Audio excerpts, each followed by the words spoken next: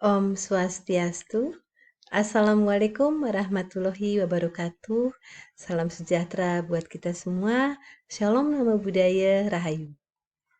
Halo teman-teman guru hebat di seluruh Indonesia. Ketemu lagi dengan saya Ibu Erina dari SMP Negeri 1 Tabanan. Kalau bulan lalu kita sudah bertemu dan berbagi dalam kegiatan guru penggerak dalam modul 1.1 tentang filosofi Ki Hajar Dewantara. Nah, kali ini kita akan melanjutkan ke kegiatan selanjutnya di modul 1.2, yaitu tentang peran dan nilai guru penggerak.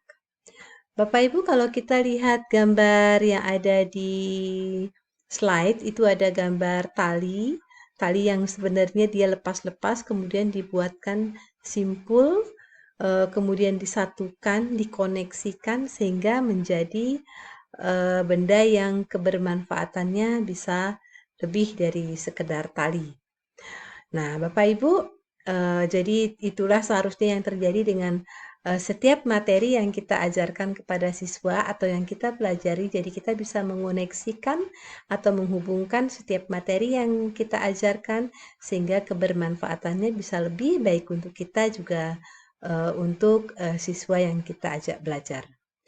Nah, untuk itu hari ini kita akan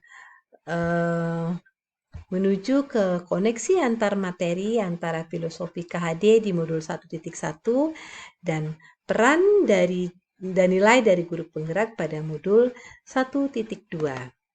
Apa saja koneksinya? Mari kita lihat. Tapi sebelumnya, sebelum kita ke peran dan nilai guru penggerak di modul 1.2, ada baiknya kita flashback sedikit tentang filosofi KHD di modul 1.1, yaitu ada budaya menuntun, budaya petani, budaya berpihak pada anak, budaya bermain, dan budaya budi pekerti. Nah, kalau ada yang lupa dengan kelima budaya itu, mungkin bisa dibuka lagi ada di channel ini tentang penjelasan tentang bagaimana sebenarnya hakikat dari filosofi KHD tentang pendidikan.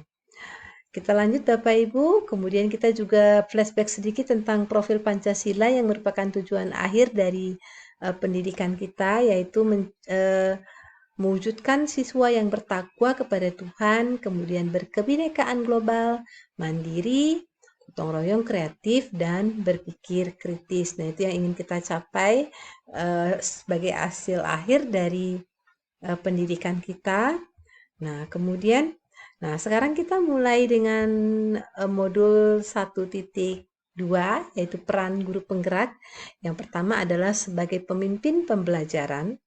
Sebagai pemimpin pembelajaran, guru diharapkan mampu untuk mengelola kelas, mulai dari menyiapkan pembelajaran, kemudian melaksanakan pembelajaran, kemudian melakukan evaluasi, kemudian melakukan refleksi, dan akhirnya melakukan perbaikan atau peningkatan.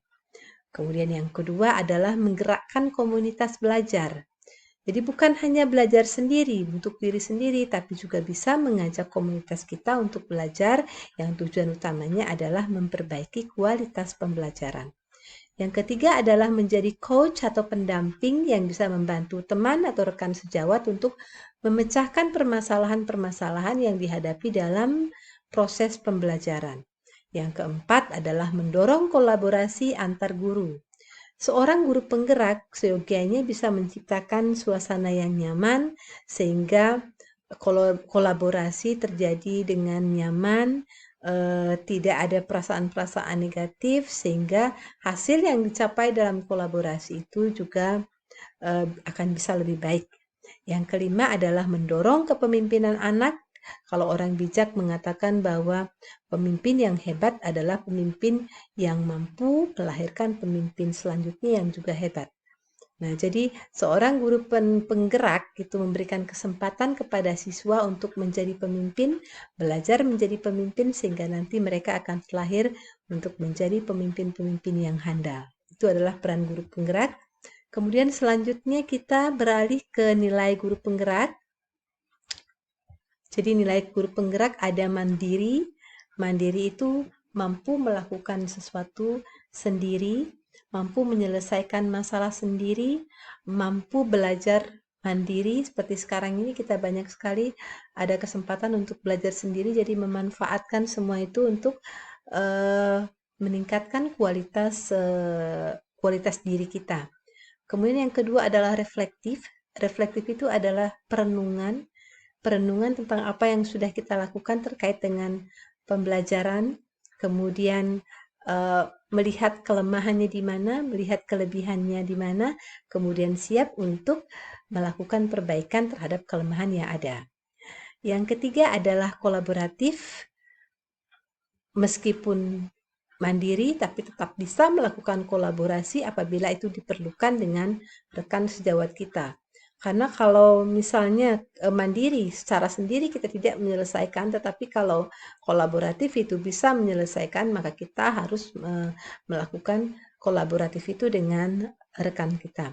Yang keempat adalah inovatif. Jadi inovatif itu melahirkan sesuatu untuk memecahkan permasalahan yang sudah ditemukan, baik itu dalam proses pembelajaran maupun dalam menyikapi permasalahan-permasalahan yang terjadi pada anak-anak yang tentunya itu sangat berpengaruh buat hasil pembelajaran. Yang kelima adalah berpihak kepada anak. Berpihak kepada anak itu melakukan semua untuk kebutuhan anak. Namun berpihak pada anak dalam hal konteks ini tidak semata-mata mengikuti apa kemauan anak, tetapi melihat kebutuhan, apa yang mereka butuhkan, jadi itu yang kita lakukan. Kalau mereka membutuhkan, kita harus mengubah metode pembelajaran, jadi kita harus mengubahnya. Kenapa kita lakukan? Karena itu kebutuhan mereka bahwa metode pembelajaran harus diubah untuk kepentingan mereka menghasilkan pembelajaran yang lebih baik. Bapak Ibu, itu adalah peran guru penggerak dan juga nilai guru penggerak. Selanjutnya kita bahas sedikit tentang kompetensi guru, apa saja yang ada 3, yaitu kompetensi pengetahuan profesional, praktik keterampilan profesional, dan pengembangan profesi. Nah, di pengetahuan profesional ini, seorang guru diharapkan mampu menyiapkan pembelajaran, mulai dari menganalisis materi, begitu juga dengan menganalisis siswa sehingga pembelajaran akan siap dilakukan. Kemudian pada praktik keterampilan, di situ seorang guru diharapkan mampu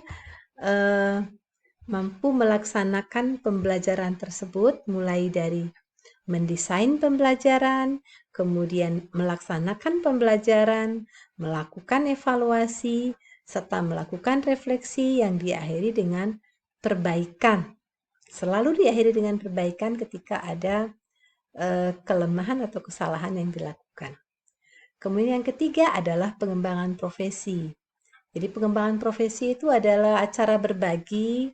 Apabila kita sudah memiliki sesuatu, bisa melakukan sesuatu bukan hanya untuk diri kita, tapi kita juga berbagi pada orang lain dengan menghasilkan karya yang bisa dinikmati oleh orang lain, seperti buku, seperti tutorial, sehingga apa yang kita punya juga bisa dinikmati oleh orang lain.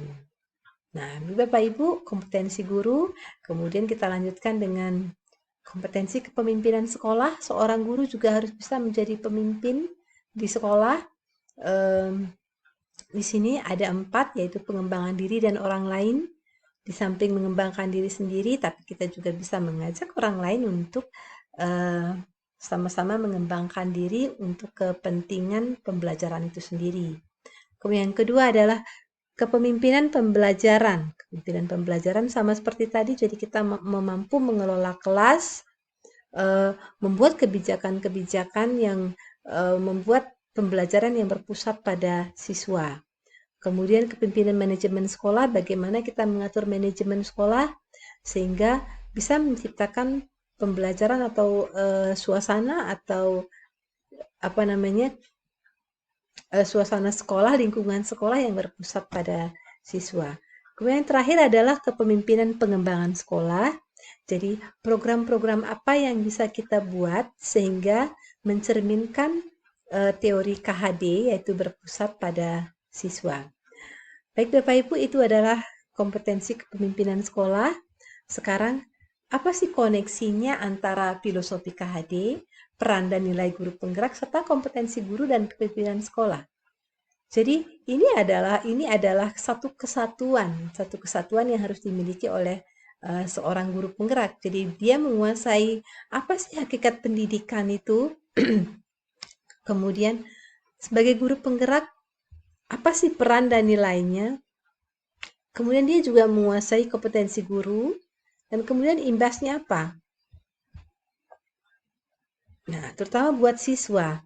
Apa sih imbasnya ketika seorang guru sudah menguasai filosofi KHD, kemudian sudah mengetahui peran dan nilai guru penggerak, serta sudah memiliki sesuatu peran dan nilai itu dalam dirinya, kemudian juga menguasai kompetensi itu baik profesional, keterampilan dan eh, apa namanya profesi.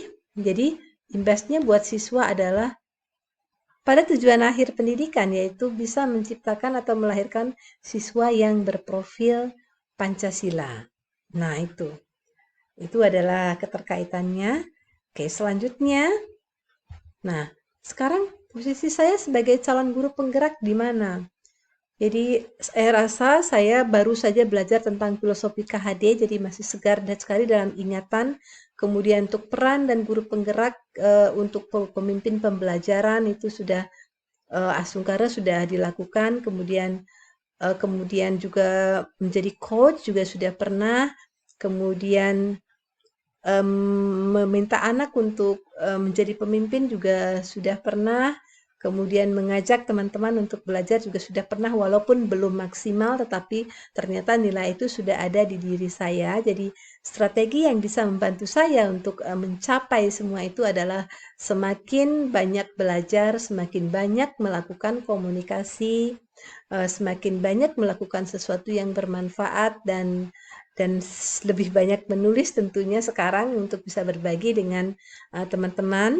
Jadi pihak yang bisa membantu saya itu adalah semua pihak yang ada di sekolah, baik itu kepala sekolah, kemudian staf-staf di KAUR, kemudian juga teman-teman, dan tentunya siswa juga orang tua bisa membantu semua itu. Nanti rencananya kita akan melakukan komunikasi banyak dengan semua pihak terkait, sehingga cita-cita kita adalah di sekolah untuk menciptakan student centered, menciptakan siswa yang berprofil Pancasila akan bisa terwujud. Baik, Bapak Ibu, itu yang bisa saya sampaikan dalam koneksi antar materi kali ini di modul 1.2 dan koneksinya dengan modul 1.1. Nanti kita ketemu lagi dengan modul 1.3. Semoga bermanfaat meskipun belum sempurna. Saya tutup dengan ucapan terima kasih kepada teman-teman, Bapak Ibu yang sudah menyaksikan. Semoga bermanfaat. Om Santi Santi Santi Om. Wassalamualaikum warahmatullahi wabarakatuh. Salam sejahtera bagi kita semua. Shalom Namo Buddhaya. Rahayu.